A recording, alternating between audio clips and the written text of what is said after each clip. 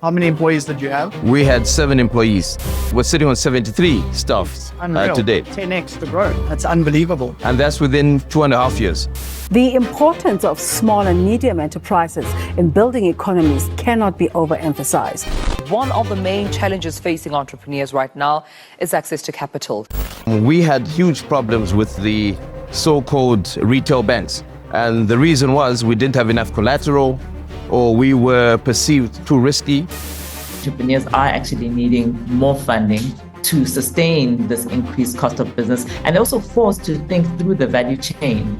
When did you realize you actually need funding? And funding is that fuel that's going to grow the business. I'm trying to do 4 projects at one time.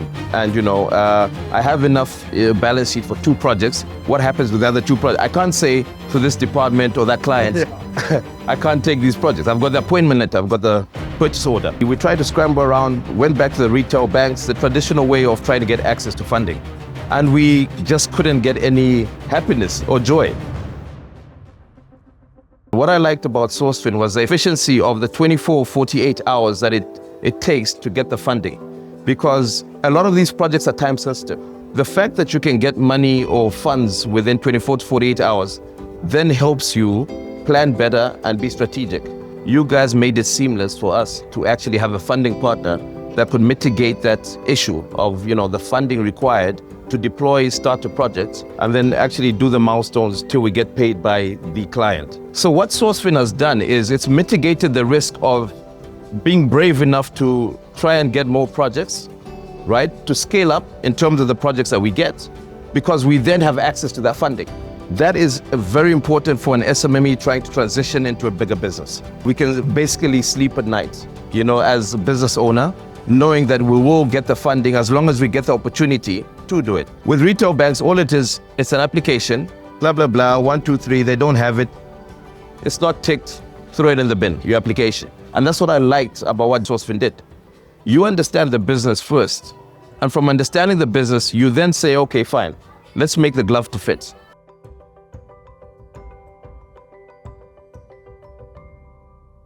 I feel like I'm in the room with SourceFin Loyalty. You've been one of our longest standing clients. Thank you. For those of the audience that doesn't know, you're actually the person that explains what PO funding is on our TikTok page. I think there have been to date over 100,000 views of that video. So like I said, absolute royalty. And welcome back again, Paul. We're at another SourceFin year-end function where we get to spoil our clients, spoil the people that have made it possible for SourceFin to grow. Right. And hopefully we've made it possible for our clients to grow. Sure. And I'd love to start off, Phil, I know you well. SourceFin knows Pythagoras well. Yes. But for those that are watching that haven't heard of Phil or haven't heard of Pythagoras, I'd love you to take an opportunity just to explain what your business is, what industry you're in, and what problem you're trying to solve. Okay. Well, Jed, thanks first of all for inviting us again. SourceFin, you're always our funding partners, and you're our number one funding partner, and you've helped us grow to where we are today. We're now 2025. I think the last time I did the podcast was 2023 at some point. Yeah, so thanks for inviting us, Jed. Pythagoras Infrastructure Group basically it's an entity formed of 3 divisions. One being ICT, more focused on the telecom side, another being smart city solutions, and the last one being infrastructure, solid infrastructure. Pythagoras Infrastructure Group was formed in 2018. And the reason we got into the ICT space is it's been a booming and growing space. And telecoms, the reason why we got into telecoms is there hasn't been enough African entities going into the telecom space. And energy and telecoms is big. Everyone says Africa's a dark continent and all that. But the truth is we have entrepreneurs, or we have people with the capability to have SMMEs or form SMMEs that can actually bridge that gap. And we said, why can't we go into the telecoms sector? And we've come into the telecom sector, and we're bridging that gap or that divide. And so we're telecoms, we're ICT, and also we're hard infrastructure. And you asked me why Pythagoras exists and what we're trying to change. We're trying to be, an African entity that delivers excellence on the telecoms side of things. The products and and the actual solutions that we provide on the telecom side are soon to be world class. And that's what we're thriving, and that's what we're striving to do as an SMME that's becoming a bigger company. Now it already strikes me, if I look at those three areas, what RCT, telecoms, and infrastructure, what those three things have in common is it's solving the access problem.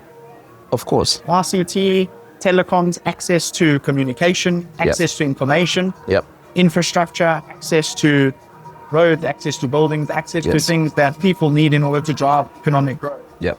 And now I see why SourceFin and Pythagoras have such a good relationship, because we built on access, access to opportunities. Yep.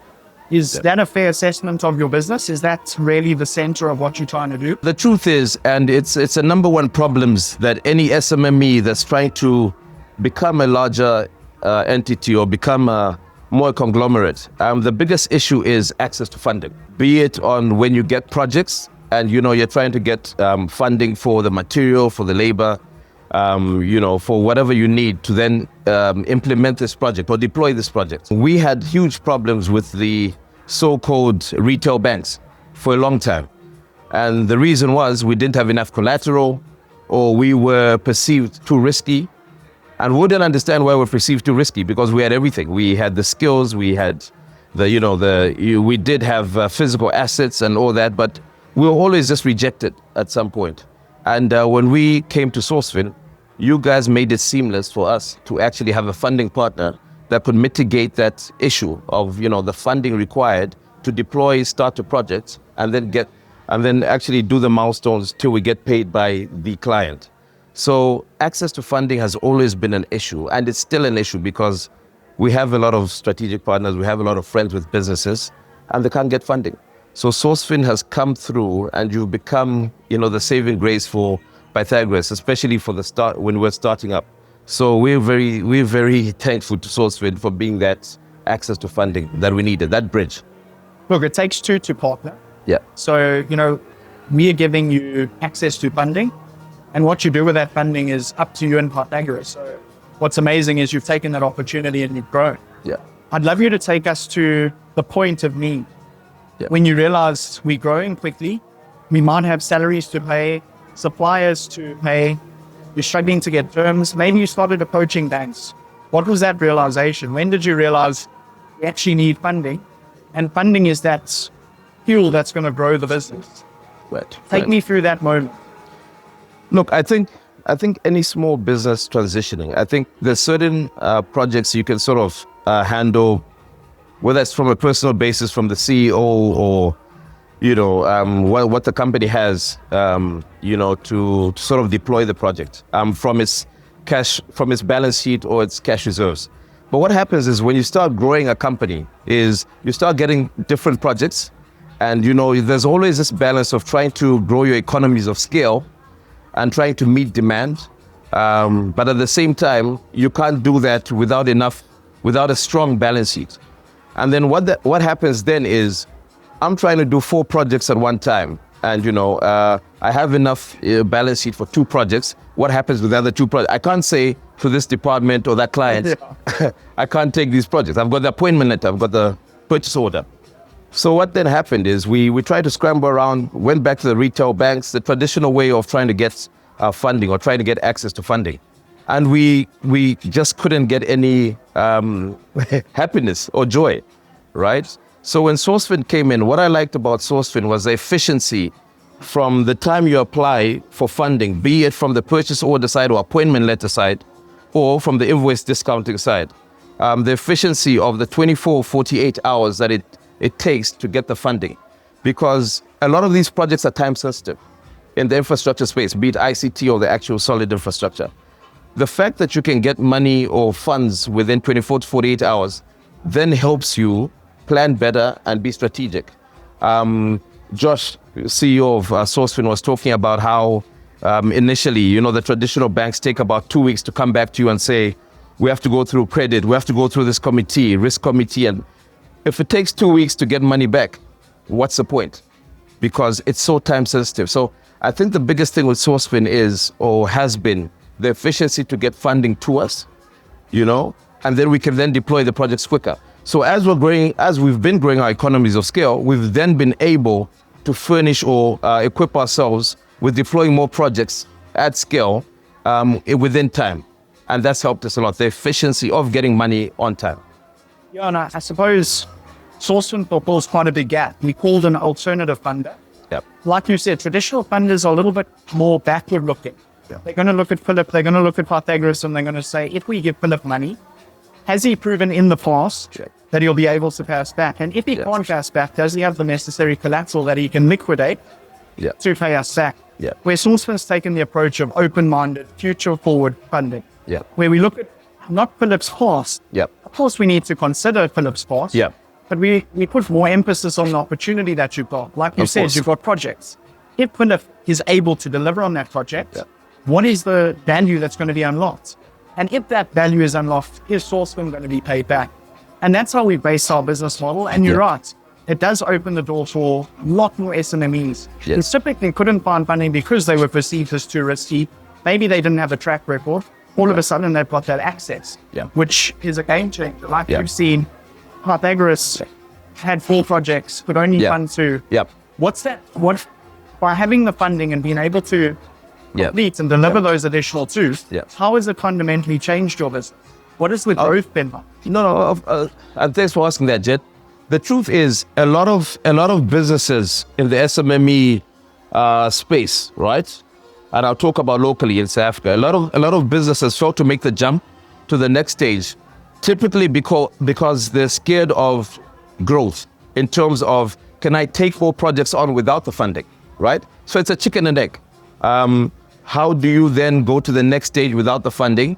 How do I get that type of project without the fund? So you're typically always in a state of, it's too much risk, right? So what Sourcefin has done is it's mitigated the risk of being brave enough to try and get more projects, right? To scale up in terms of the projects that we get, because we then have access to that funding. Because what's the point of getting more projects and then not being able to deliver based on the fact that you don't have the funding to deploy the projects? So what you've done is taken out the risk of going for more projects, taken out the worry and the concern about actually trying to, tender or go for more projects. You've taken that risk away from us. So that is very important for an SMME trying to transition into a bigger business. We can basically sleep at night, as a business owner, knowing that we will get the funding as long as we get the opportunity to do it. So a lot of businesses are at the stage where they're stagnant. They can't grow more because they can't get more projects and fund the projects. And what Sourcefin does is you've mitigated that risk completely. And I suppose that's true, like you were saying, as you were speaking, Phil, sometimes when you just get a blank check, here's money, make sure it grows and pay us back at the end of the month. I think with Sourcefin, you get more than just the funding. You get a partner that can also guide and advise on how the funding is deployed and make sure that it's deployed in such a way that the business starts growing. Of course. And I think one of the things when we first came to Sourcefin, what obviously the interface with the people within Sourcefin. I mean, I can name the whole Sourcefin group. I know you guys have grown now. You've grown like to double since I first met you guys. But you've got it's very family culture at Sourcefin. You've got a direct line to your exco. If there's any issues, anyone can be called, from the CFO to the CEO to your chief risk person. And I think that's very important, because a retail bank sort of just, you're a statistic, right? You're not really, you don't really mean a lot to them. And with Sourcefin, I mean, just as you've done here, you've gotten a few clients to come through year-end function, you're looking after us, and you always make sure that you're checking up on us, and you always have someone during the deal structure to find out how things are going, someone to come in if there's any risks, as any project would have, or there are any challenges, any hurdles, any red tape, someone to come and hold our hand and then go through the motions, especially when we're beginning. So that interpersonal relationship that Sourcefin employees or staff have with the client is very, very important, because even from our side, it gives us a lot of peace of mind that, we're able to, at any given point, speak to someone at Sourcefin that can help us with the problem. And it's not the traditional retail bank where it's a call center that can't help with anything, or you're talking to a chatbot. So that helps us a lot, that it's an interpersonal journey and relationship. And I think you've touched on something that's very important to us, Paul, is around building relationships. Yeah. Abhi mentioned a little bit earlier, and Josh as well, around partnerships. And how you build partnerships is through relationships and trust and getting to know each other. Yeah. Obviously, when you first started with SourceFin, you didn't know us, and you had a base level of trust. Yeah. Same for us. Yeah. As we've grown together, as we've supported each other, we've built a relationship that's been founded on trust. Yeah. And that's why we're able to move fast and we're able to grow much better. Of And I course. think another thing is AR. You know, AR, ChatGPT, all of these new tools are coming through. Yeah. And of course, it's making decision-making much easier. But at SourceFin, I suppose, let's not speak about SourceFin yet. Right. It's with this rise in AR and computers, it's very tempting to remove the human touch, remove that relationship, and lean towards computers. Yeah. But at SourceFin, we're not tempted to do that. He says, this is what we love. Yes. We love knowing Phil. Yes. We love knowing who's Phil, who your business is, what projects are. We love hearing your growth story. And I know one of the deal managers told me a little bit earlier, specifically, I need to ask you, when you met SourceFin, how many employees did you have? And now, a few years later, partnering with SourceFin, of course, but you're sort of the captain of the ship and have sailed that ship. Right. I'd love to hear the growth journey by having a funding partner that you can trust in your corner. Yeah. Tell us a little bit about that journey. No, I mean, when our first deal that, we came to SourceFin, I think we had 7 employees at the time. I think that was 2022. And it was for some fiber, deployment of fiber Wi-Fi 6 link. And we came through, and I was very skeptical because everywhere else we went, the doors were closed, right? So when we came in with a half-hearted sort of application, and then what happened is, met Jared, who I'm very close to, your head of deals. And, we sort of, kicked it off. And he came and he took time to understand what the business was about. And he understood where, the retail bank sort of said, that's red flagged, or, you might not have enough collateral to do this and that. But what he did then say to us is, he came and said, look, we can sort of do a model or make our funding model to you guys a bit different. Let's customize it. And that's what I liked about what Jared and SourceFin did. You understand the business first.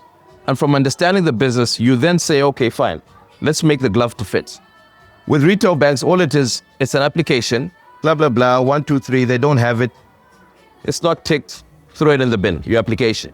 With SourceFin, you understand your client, you get intimate with your client, you understand what the business needs, what the business strategy is in terms of growth. And then you say, fine, you might be weak there, but these are your strengths. You do a SWOT analysis on your client. And then based on our strengths, that's what you did. You gave us a chance. You gave us an opportunity. And from 7 employees or staff that we had then, right now as we're sitting on 73 staff today. 10x the growth. Exactly. That's unbelievable. Yeah. And that's within 2.5 years. Gee, it's unbelievable. Yeah. And I'm sure that's is correlated to your revenue growth and your profitability as well. I mean, we're not going to ask you that. But I'm sure there's been a great upward trajectory in your growth. No, definitely. Again, it's about economies of scale, right? And what we've managed to do is we're a cross-sectoral business. Like I said, we're in ICT, we're in telecoms, smart city solutions and infrastructure. You need to have skills that are not cheap to maintain. You need to have the best skills in the industry. It's a very competitive market. Joburg and South Africa in general is very, very competitive. And to be cross-sectoral, it means you need to have the right engineers and the right staff and right technicians, sometimes sitting without doing anything, but knowing that, you'll get the right opportunity at some point. Getting the balance right was harder without SourceFin or without a funding partner. With a funding partner, you can then plan over a year or 5 years, short, medium, long term, and then sort of look at how you manage, the silos in the business and how you make sure that works going forward as a ship strategically. And earlier you mentioned 24 to 48 hours was the turnaround time. Right? And that's something that SourceFin commits itself to, turnaround from application to approval. We try to get to 24 to 48 hours. Yeah. The reality is sometimes we don't get the 24 to 48 hours. Right.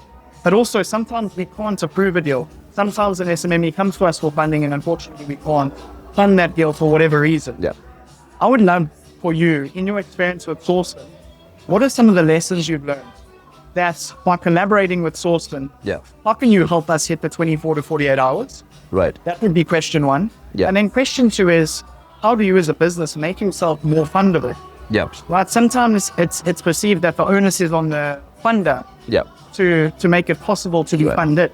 Right. Sometimes businesses aren't aware of some of the compliance related issues or some of the other things that needs to be in place before Right. they can be funded. Right. So Paul, question one, what did you do to help us get you to 24 to 48 hours? Right. And then number two, how did you make it possible for us to be able to fund you? What Sourcefin needs to do, because you're talking about how to enable potential service providers to get onto the platform seamlessly. I think maybe Sourcefin needs to have a more Q&A situation where people can, before actually approaching Sourcefin, can understand what they need. I know it's available online and that. Maybe people need to be, maybe an education drive to SMMEs through whatever platforms. Guys, for you to be able to come and work with us seamlessly or to get funding from us seamlessly, this is what you need to have so that there's no time wasted between the service provider and yourselves. That's the first thing. Secondly, how did we make ourselves more fundable to you? I think we understand we're in a competitive market, right? You're not going to come disorganized to the table and request for funding. When we went through the rounds with the retail banks, traditional retail banks, they wanted 40 things, a list of 40 things. I think Sourcefin gave us a list of 18 things. And I'll tell you what, we actually ticked 40 of those boxes, and they still found a reason not to fund us.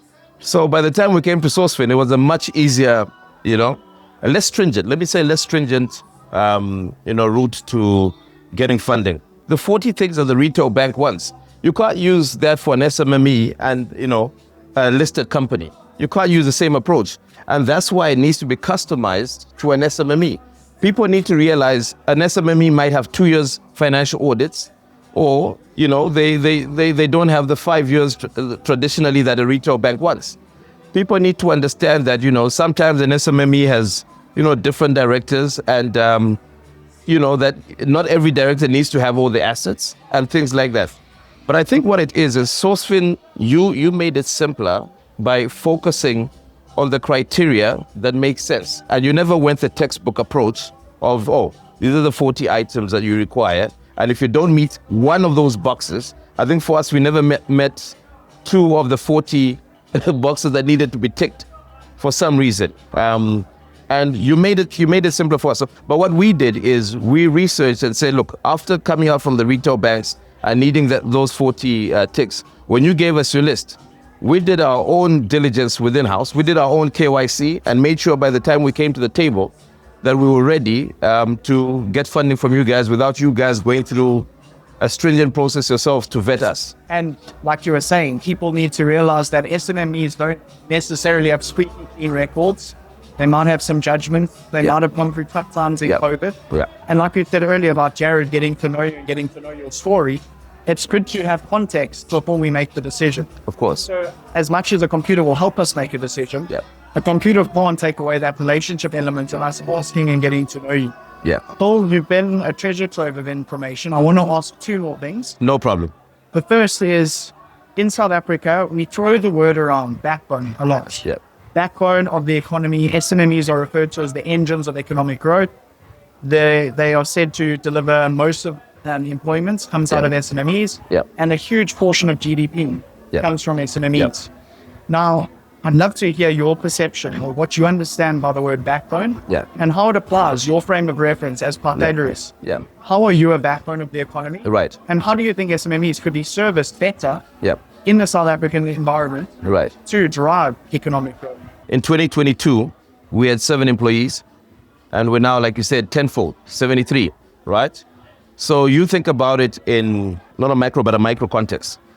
If you got 100,000 people to start a business in South Africa today, and if you look at the exponential growth that we've had in more or less one sector, 2 sectors, ICT and infrastructure. If you think across board, if you had 100,000 people, remember we've got 38% unemployment in the country.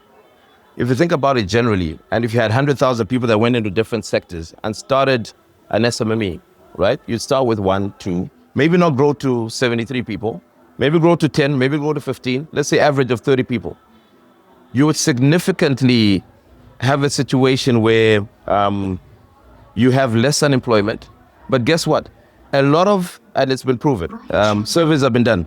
A lot of entrepreneurs come from a situation where a lot of entrepreneurs come from working for SMMEs and then go out and venture out themselves. Like I worked for an SMME before, started my own company and then grow employment.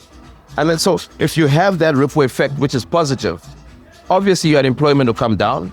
Obviously the backbone of the economy, you stimulate economic growth. So I think it's a no-brainer if you look at it from that side. And coming from my personal story of starting a company, starting with 3 employees to 7 to 73, and then growing more. So I think the more entrepreneurs that you get in an economy, as we know with America and Japan and all these first world economies, the more entrepreneurs you have, the more unemployment comes down, and the more entrepreneurs you actually make. That's what I think of it. And I mean, not even at the level of an employee. When you pay an employee, Paul, you're buying groceries, you're paying school fees, and you're investing in the next round of SMEs that are going to keep coming through because of your impact. Yeah. Paul, you're an inspiration. Your growth has been an amazing, I mean, it's been a privilege. It's awesome to walk alongside you and see your Same here.